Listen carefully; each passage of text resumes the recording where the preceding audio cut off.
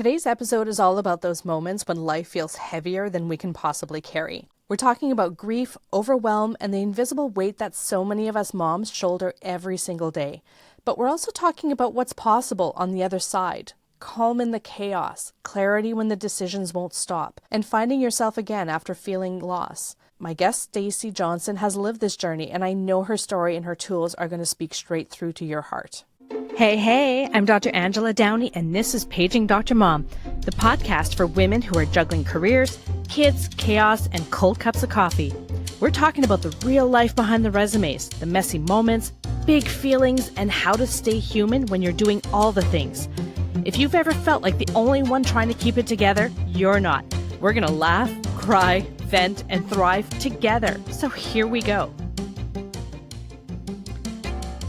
Hello to all my busy mamas. I'm Dr. Angela Downey, and I'm so glad that you're hanging out with me on Paging Dr. Mom. This podcast is for all of us who are just trying to keep it all together while juggling kids, careers, and whatever else life throws our way. We're going to be exploring all those moments that we definitely wouldn't be putting on our resumes. I want to introduce you to today's guest. Stacey Johnson is a therapist, woman empowerment coach, and a mother of 2 girls. She became a widow in 2021, and that's when she pivoted into coaching high-achieving women move from overwhelm to clarity and confidence. She guides women to regulating their nervous system, break free from overthinking, and reconnecting with themselves and their loved ones. Stacey's mission is simple: to show women that they don't have to carry it all alone, and that true strength comes from receiving support, embracing self-love, and living with purpose. I'm so excited to have her on the show today, so let's give a warm welcome to Stacey Johnson. Hi, Stacey. It's so great to have you on Paging Dr. Mom today. How are you? I'm good, thank you. How are you? Good. I'm really glad that you're able to be here for us and that we're finally able to connect. So I'm it's great super to have you excited. here. Can you tell us a little bit about yourself and your journey to becoming a woman empowerment coach? Yes. I am a mom. I have 2 young adults and I live in Ohio. I've been a therapist for like 25 years and it'll be 4 years in November that my husband passed away suddenly. Okay. And about a year after he passed away, I decided that I wanted to increase the income. So I started doing some telehealth because I've been a therapist, but I was working in a school. And so I decided that I wanted to increase our income, but not give away my time from my family. So doing telehealth answered that. And as I was doing telehealth, I found that a lot of women that were coming to me were overwhelmed, burnout. Some of them had losses like myself, but then they also had the theme of just losing their own identity. And they didn't really know who they were, and they were feeling this very overwhelmed just from life. And so I decided that I would expand my therapy experience and start doing coaching to help more women, because when you are in therapy, you can only stay in the state that you are living in and that you're licensed in. So I wanted to expand that and start doing coaching. And so that's how I became a woman empowerment coach. And that's my mission, is to help women regulate their nervous system and emotions, find out who they are, and love themselves. I probably should have been a client of yours, to be honest with you. So I burnt out a couple of years ago, and I had no idea who I was. I had gone through medical school with 2 kids. I had no time for myself. And even as I was going through my practice, I still my identity was being a mom. My identity was being a doctor. I didn't know who I was outside of that, because it had been years since I had had even just 5 minutes to sit with myself and figure out what it was that I liked and what it was that I wanted. I think it's great that you help women rediscover themselves and figure out who they are in their roles outside of being a parent or a doctor. Right. So your husband passed away, which I'm very sorry to hear that. Yeah. You really had to pivot at that point and try to figure out how you were going to help your family. And life is all about pivoting when things aren't going the way that we expect. So can you take us a little back to 2021 a little bit and how that experience shifted the way that you saw yourself as a mom and as a woman? Right. Well, that identity as a wife had shifted drastically. As I started my grief journey, that's really when I started to realize, like, I don't know who I am. Like, I've been John's wife. I've been, the mom. I've been a therapist. I've been the school supervisor, but I didn't know who I was. And so through my grief journey in 2021, and when he first passed away, it was 3.5 weeks after my stepfather had passed away. So I had experienced these 2 major losses back to back. My mom had, suffered, she ended up having heart symptoms the night that my stepfather passed away. I had to admit her. So I had to get her stabilized. And so I just went into doing. That was how my nervous system said, this is what keeps you safe. You know how to do. You just keep pushing through. And everybody kept saying, you're so strong. You're so strong. And I'm like, I don't feel so strong. I felt like I was like unraveling, and I even would cry in the shower so that my kids wouldn't see me crying. I would spend most of my car rides back and forth to work just running through everything in my head of like, when he first got sick, did I ignore something? Should I have done something different? And all these things kept popping up.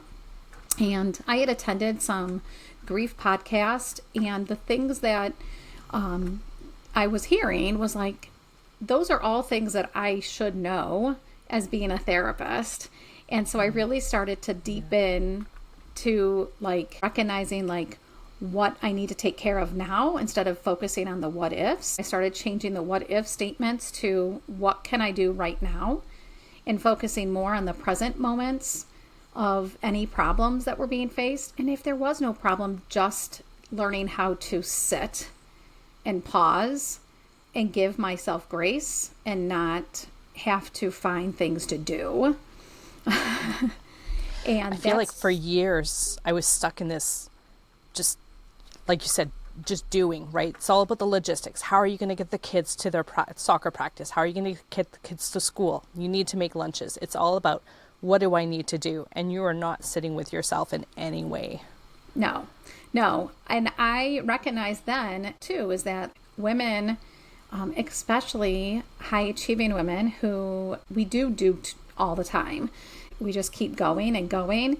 I call us the CEO managers of our household. We have a full-time job, but then we're also the CEO of our household. Like, we manage everything. Yeah, like you said, practices and school lunches and all these doctor's appointments. And so that's when I really started to see, like, 1, I didn't know who I was, and 2, I was always just doing. And so that's what made me so overwhelmed, was just all the doing.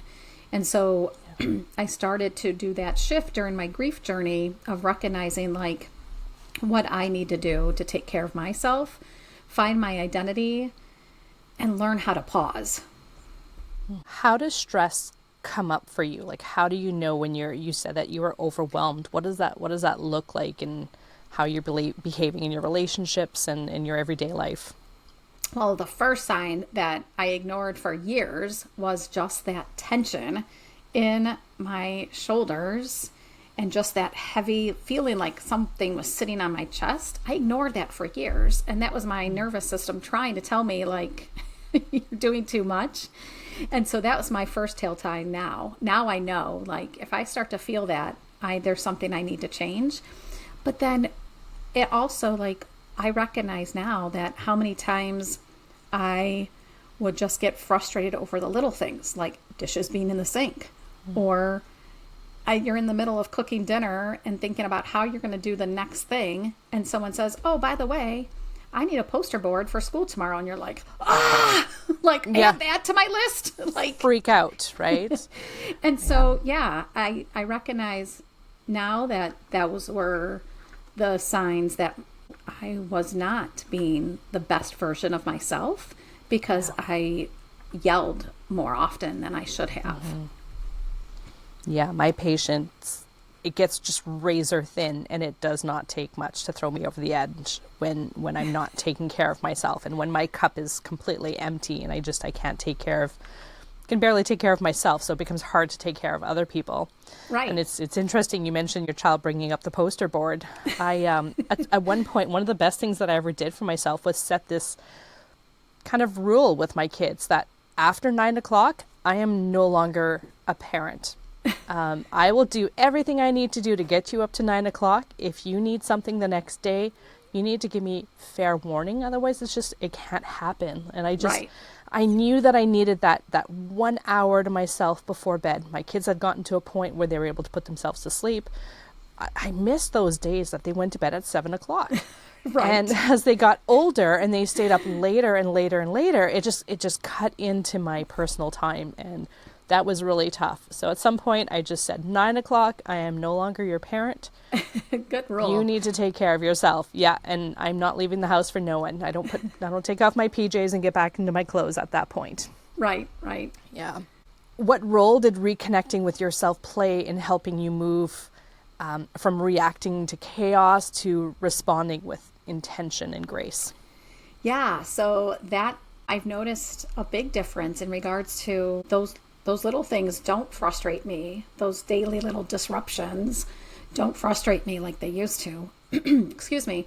And the connecting to myself has allowed me to recognize like when I need that breath. And so taking that breath to pause has allowed me now to respond with intention instead of reaction. And now I recognize the signs earlier that I'm starting to get too full. There are some times that I can go back to back to back with telehealth stuff. And then I just recognize like, okay, you need a couple minutes to reconnect to yourself. And so I take those deep breaths. I just sit in silence and allow myself that couple moments to just, again, catch your breath and not force yourself to do, which has allowed me to, again, be more intentional with my reactions and knowing myself. It sounds like you're regulating your nervous system. You're getting yourself out of this fight, flight, or freeze response that you can get when you're really stressed out.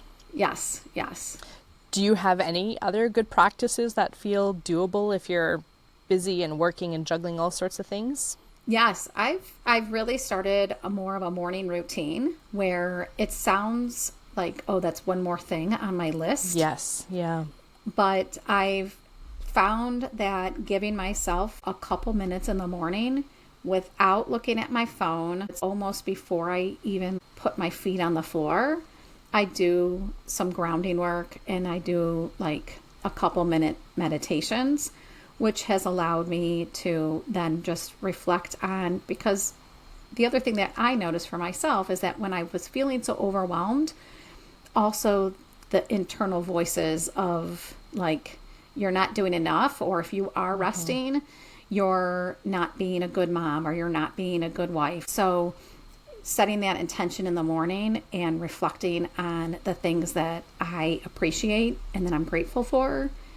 And then I end my day with 3 things that I've accomplished, big or small, because then again, I am recognizing that like, because I'm taking more time for myself, I'm giving myself that grace that I don't have that chatter inside my head, that I'm able to recognize that and tone that off too. A couple years ago, I started doing the gratefulness routine in the morning, and sometimes I'm doing it while I'm getting dressed or in the shower. It doesn't have to be something where I take a dedicated time to do it, although that is really nice to do, but it really helps me focus on what I already have as opposed to the things that are broken or not working in my life. Right. Just taking that minute to look for those things, and then it kind of sets the tone for the whole day. It does. And adding in, when I've added in the ending, again, it doesn't have to always be written down, but I just give myself that couple seconds to recognize the 3 things that I've accomplished. Because again, your brain looks for the things that are again broken or went wrong. And that's where our overthinking can come in.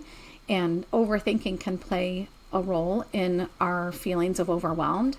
So just allowing myself to be like, yeah, you you did do, you were able to finish that, or you did do. I like to sandwich the day because then it kind of starts your day well and then kind of ends your day like, yeah, things that did go pretty well today. I like that. I would often replay conversations that I'd had during the day, and I would end up beating myself up, right? Oh, I should have prescribed this instead of that, or I should have told this patient this instead of that. So I would end up replaying things. It drives me bananas, and it just makes me feel bad about myself. And Right. so I like that the things that you've accomplished, you start your day with something positive, and then you end your day with something positive as well. Yeah. And Yeah. I had to tell myself, just stop it, right? Like, nobody noticed that you said this one thing that sounded funny. There's no sense in beating yourself up at the end of the day. And you're already good enough just as you are. And those patients will continue to come and see you, and everything is fine. And you're probably just beating yourself up more than anybody else would. Right. And those negative comments that we tell ourselves, or those kind of replays, can increase that feelings of overwhelm and stress because, again, our brain doesn't shut off. And so if we train it to shut off and recognize that, like, these are the three things, or even more, but I always start with three. Like, and again, they can be big or small, especially when my husband passed away, recognizing that the small things count too. Like, they all don't have to be these really big things. Like, just me coming home and to an empty house at first was an achievement for me. I love that. It's one of my favorite things. Just, oh my gosh, everything's just so quiet. How did this happen? It's a gift when you come home to an empty house and you have a couple minutes to breathe before you get started in all the chaos again. Right. So a lot of women feel like they should be able to handle everything. So why do you think we are so resistant to asking for help? Again, it's sometimes those messages that we have in our own head of like, I have to do, because if I'm not doing, then I'm not good enough. And if I ask for help, again, it might tell someone that I'm not good enough or I can't handle this. And so women have been doers since the beginning of time. We've been the caretakers of everybody. We think back to our pioneer days of when the women were, again, managing the house. The husband would hunt and then women would do everything else. And so it's just in our nature to do. And again, it's those messages of like, if I ask for help, then I'm seen as weak. And I can't be seen as weak, so I'll just keep doing. And then we're ignoring our own body of when we need to rest, and recognizing that rest is good. That's good self-care. If our body is telling us that, like, okay, that thing on the to-do list is okay, it will last, it'll be there tomorrow, take the moment to rest. My weekends, when the kids were younger and everybody was just moving, I thought, oh, I can't wait till the weekend. But then the weekend would come and I'd be like, no, I can't sit down. I got to clean the house. I got to do the laundry. I got to do this, got to do that. And then the weekend would be over and you're like, oh gosh, I can't wait till the next weekend. And it just feel like you never took that time to take care of ourselves. And it's a must, because eventually we do get to that point where our cup is so overflowing that we can't put anything else in it. Yeah.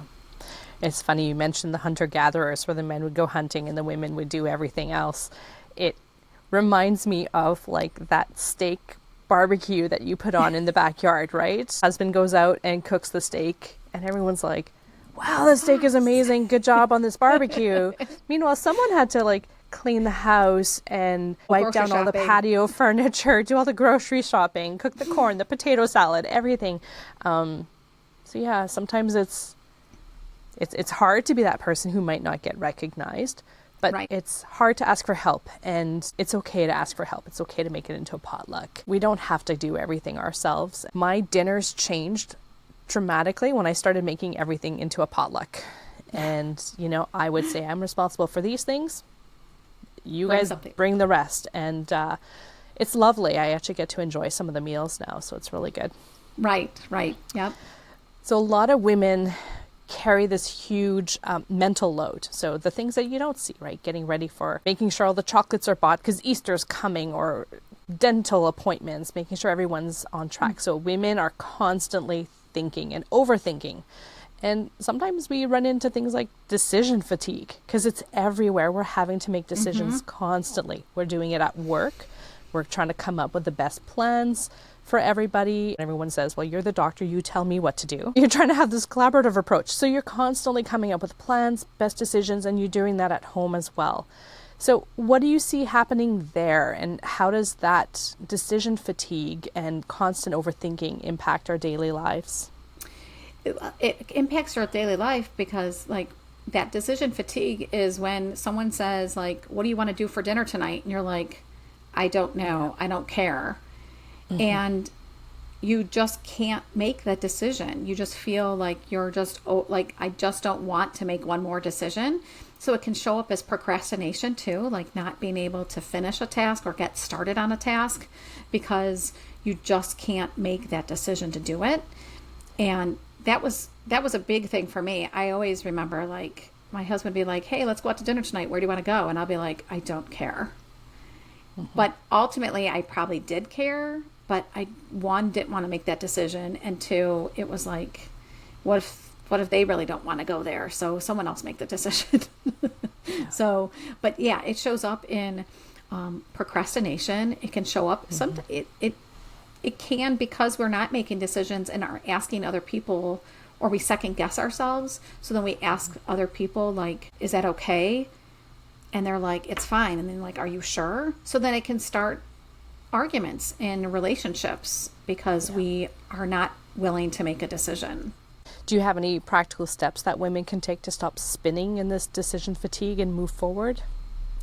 So I use a lot of mindfulness, and in my coaching program, we work a lot on, overthinking. And so we do a lot on cognitive restructuring and recognizing like when we are overthinking.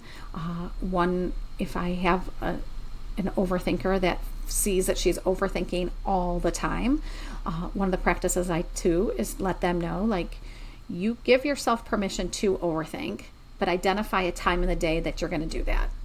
And then you do a thought dump. Just let it all out so that when you find yourself overthinking in the day, you say to yourself, like, no, I'm not doing that right now. We're going to do that during our thought dump time.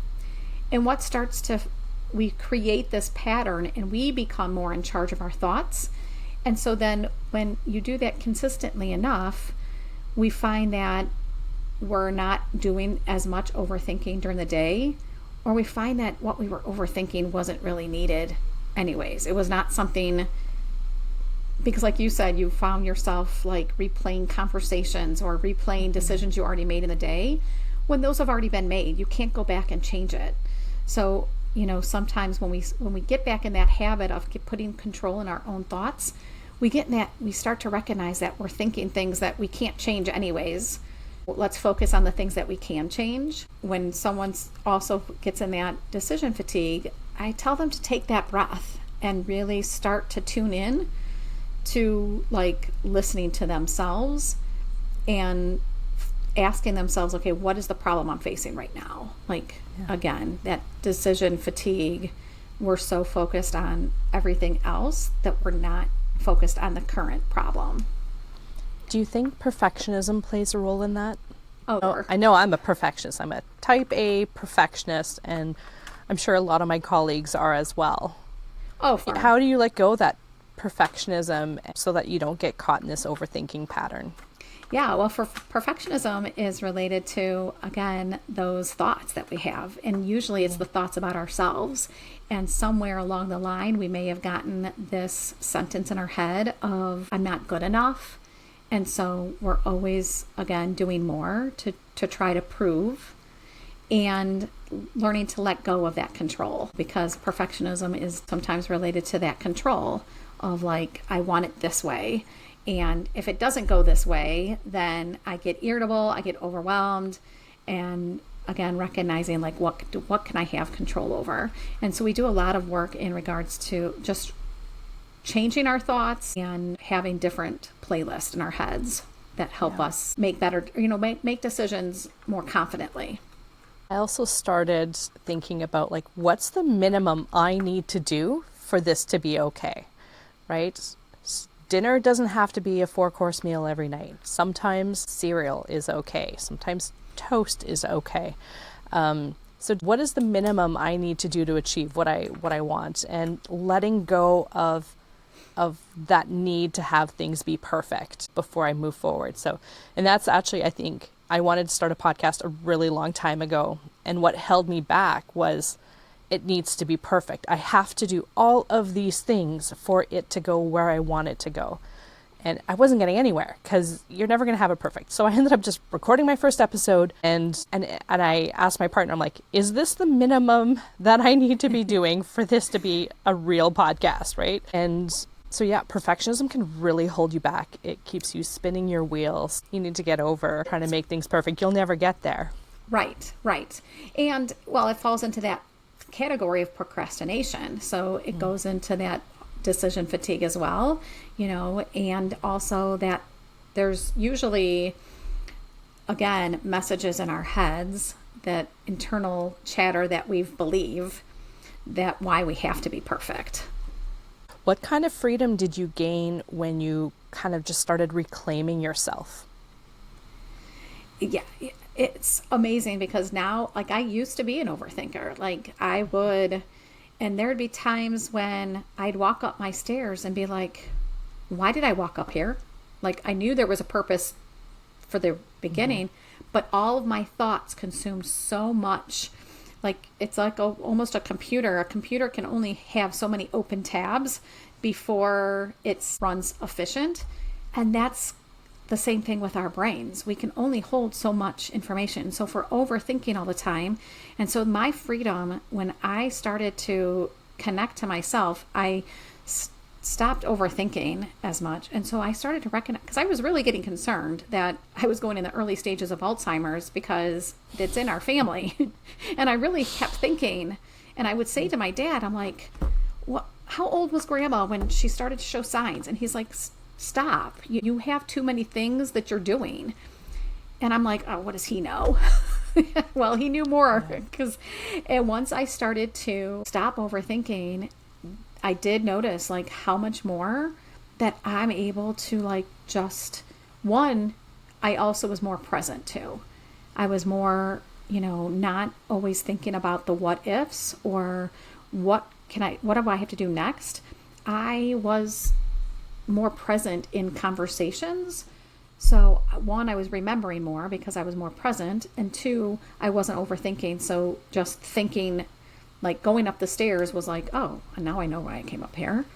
But that also that like my nervous system was regulated, and so I was responding more intentionally. I didn't feel like I'm carrying that weight on my shoulder. I mean, I went to physical therapy probably for 3 months because my neck was so strained, and I kept thinking, just give me a muscle relaxer, I just need, and it wasn't going away. And they gave me techniques that helped, but ultimately it was when I started to shift and change how I looked at stress and how I handled stress, and when I became that connected to myself, it was able to open up more of my clarity, my problem solving. The chatter went away. A couple of years ago, I was completely burnt out, and like you said, I also thought I might have early dementia. Things weren't computing as well as they did, but I had no way of just sitting down and doing nothing, and I felt like sitting down and resting was kind of lazy, and I needed to be productive all the time and just keep going, and it really wears you down after a while, and we need to learn to take those 5 minutes before you get to that point. A few years ago, I actually got really sick, and I ended up having like osteomyelitis and septic arthritis. And I needed to be on IV antibiotics for like 6 months. And I was like, oh, this is great. This is like a vacation. And I'm like, no, this is not a vacation. You're sick. if you want a vacation, you can take a vacation. You don't have to work yourself to the point that you're sick just so that you can have a few minutes of rest to yourself. Right. And that was, it needed a mindset shift for me. I needed to learn how to rest and just be by myself. And to be okay not doing everything else. And just, knowing that the kids are going to be okay if they're playing with their toys for a while. I'm going to go sit for a little while. Yeah. That's the thing, is that women tend to, it almost is like they need some kind of intervention like that to come to that breaking point where it shouldn't be. Like, we really should be taking care of ourselves like we take care of everybody else. And that is one thing that I teach in my program, is that I give everybody a self-care assessment, and we evaluate all the areas of their life that need self-care. So it's the physical piece, it's the mental piece, it's the spiritual piece, it's all of it. And we put into place things that we can do during the day, because so many people are like, I don't have time for self-care, or I don't have the money. Well, taking care of ourselves does not have to cost any money, and it doesn't have to take a long time. Like, you don't have to go to the gym every day. We talk about how we can put self-care into our day so that we're not getting to that burnout where our body is like, I've had enough, and since you haven't listened to me, I'm going to give you something to listen to. Yeah, absolutely. Absolutely. And then you just keep getting sicker and sicker. You develop heart palpitations, or you start developing colds more often. Right. Your body will eventually start shutting itself down, just not being able to maintain those high cortisol levels for too much longer. Right. I used to always find that I was looking for more hours in a day. I was like, wow, how can I work more? How can I fit more into this 12 hours? Well, or 16 hours. Maybe I'll stay up later. Maybe I'll wake up earlier, and just trying to reclaim some of those hours, when really I just needed to start getting rid of some stuff so that I'm not working as many hours as I was, or I don't have as many responsibilities. And a lot of those responsibilities can go away.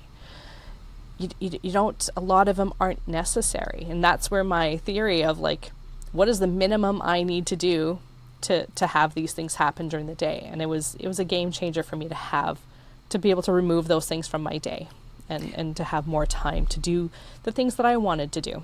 And of course, you have to make sure you don't fill them up with other little things, which is another thing I did tend to do, but just reclaiming that time. And if you've set 15 minutes aside to do meditation or whatever it is, not to fill that up with something else that isn't going to fill your cup. Right. And the whole piece of, letting go of that control is learning that, again, asking for help. So delegating, learning that it's okay to delegate some of the responsibilities that we take on.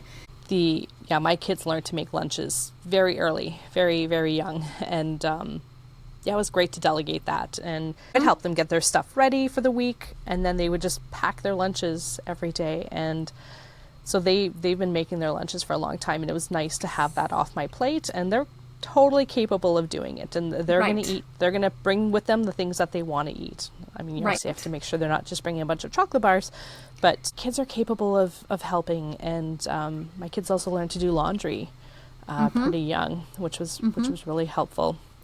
I agree. I had my kids doing the same tasks, and I met with a client this morning, and she kept saying all the things, and I'm like, your kids are at the age where they could start doing some things. Do they do anything in the house? She's like, no. I'm like, well, let's start there. Let's start looking at some things that you can start asking for help on. Yeah. Sometimes I always thought it's just easier for me to do it myself. But the kids learn to do things, and it might not be as great as what you're doing, but it's nice to have those things off your plate. Right. So you've been taking care of yourself for a couple of years now, and really kind of doing that introspective work. How has that affected your kids and the way that they grow up? Yeah, so they've, shortly after my husband passed away, I had one graduating from high school, and so we had to get her off to college. And she did thank me for the resilience that I had, because she was like, Mom, this has taught me, but now that I have connected to myself more, they're recognizing like, oh, it's okay to come to mom with our problems too, because she's not going to get frustrated with it. So our relationships, I think, they've definitely have gotten stronger in regards to the emotional connectivity. But they are noticing themselves, I need to take a break because they've been putting too much on themselves too. Unfortunately, they probably learned some bad habits watching me when they were growing up in regards to, we could go to school and we can do this and we can do this all at the same time, and recognizing how much do I need to do right now. I think it's good to have kids see you take care of yourself, and then they're not going to feel any sense of responsibility to have to take care of you. If you're taking care of yourself, then they are free to take care of themselves and do what they need to do without having to worry about, is mom going to be okay? Yeah. I mean, they used to think we don't want to leave you alone, mom. We feel bad like if you're alone. I'm like, I'm okay being alone. I have learned, like, now that I can connect to myself, it's not lonely. Like, I have found joy in an everyday situation, like sitting outside and having the sun hit my cheeks can bring me joy. Like, I don't need you to be here. So they've learned that they are okay with leaving me alone as well. That's good. So if a listener is in this place of like total exhaustion today and feeling like she's carrying it all, what is the first small step that she can do to move towards calm and clarity? I would say first thing is taking breath, learning to take that breath, and it's a hand over their heart. Breathe in for 4, hold it, and then release it. And when you release it, almost say to yourself, like, I'm releasing that stress, or I'm releasing that pressure that I have on myself. And that's signaling to your brain that, one, you're safe. Like, that motion of just holding yourself gives yourself that, like, I am safe and I'm okay in this moment. But then that breath just slows us down to be able to focus more on, like, what is currently do I need to deal with? Yeah, again, we get so, like, again, thinking about, oh, I got to take the kids to the soccer practice. Oh, I got to have dinner done by this so we can get to soccer practice on time. And I got to do this and I got to do that. That breath slows us down. So it starts to help you. I don't want to use the word prioritize, because everything's important most of the time when we're, thinking like that. But it slows you down to, like, focus on that moment. It's really important to bring yourself back to the present moment instead of worrying about everything else that's going to be happening. That is, that's one quick step, is just owning our, recognizing that our breath is powerful, and it can slow us down to start regulating our nervous system so that we can start looking at everything, because it's all a package deal. It all goes together. Mm-hmm. Stacey, I love quotes. Is there a particular quote or a mantra that you love and would like to share with us? Yeah, so shortly after my husband passed away, my best friend handed me a plaque, and then, like, a couple weeks later, it was a card and then and it was, "You got this." And even though, again, that's kind of like opposite on what we're trying to help women do, is asking for support. But just recognizing that, because a lot of times when we are overwhelmed, we feel like we don't have this. And so that mantra is, like, in a couple of places in my house, just reminding me that, like, yes, I do have this. Yeah. And "you've got this" can also mean I'm going to be asking for help, and that everything's going to be okay. And I'm going to use all the tools that are at my disposal, and I'm going to be asking for help. It's going to be okay. So "you've got Right. this" doesn't mean that you're taking it all on yourself. Right. Exactly. So how can listeners find you? I am on social media. I'm on Facebook. I am on Instagram. I've got a YouTube channel, Surviving Disruption. Okay. And an really easy way to get a hold of me is through my email, which is Stacey@StaceyJohnsonCoaching.com. Amazing. I'm going to put those links in the show notes. And you've also got a freebie, Calm and Focus Breakthrough Kit. Tell me about that. Yeah, that kit is it's a powerful resource that I designed to help women identify and manage overwhelm. We build emotional resilience and grounding because I have an overwhelm awareness survey in there, so it really starts to identify some of the areas where we are feeling overwhelmed at. And I provide a grounding meditation that they can listen to. They can go to it on several times and with some reflection journal prompts. And again, it gives them that chance to kind of reflect on, where is that overwhelm and what do I need to do to take care of myself? And with that, inside there is a free link to my free Mission to Motion call, which gives them a chance to talk to me about this overwhelm awareness checklist, and we can kind of problem solve through it, and I provide them a tip to start with. Amazing. Stacey, thank you so much for sharing your story and your heart with us today. This conversation was such a gift, and I know that a lot of women listeners out there are going to feel a little bit lighter and a lot more hopeful because of what you've shared. So I'm grateful that you could be here with us today. Thank you. Thank you for having me. And thanks to all of you who are hanging out with us on Paging Dr. Mom. If you enjoyed today's episode, go ahead and hit follow or subscribe so you don't miss what's coming up next. And if you want to keep the conversation going, you can find me over on Instagram at @drangeladowney. I'd love to hear from you. Take care for now. You're doing better than you think. That is it for today's episode of Paging Dr. Mom. If it made you smile, nod along, or feel just a little more seen, then go ahead and hit that follow button and share it with a friend who needs to hear it. Take care for now. You are doing better than you think.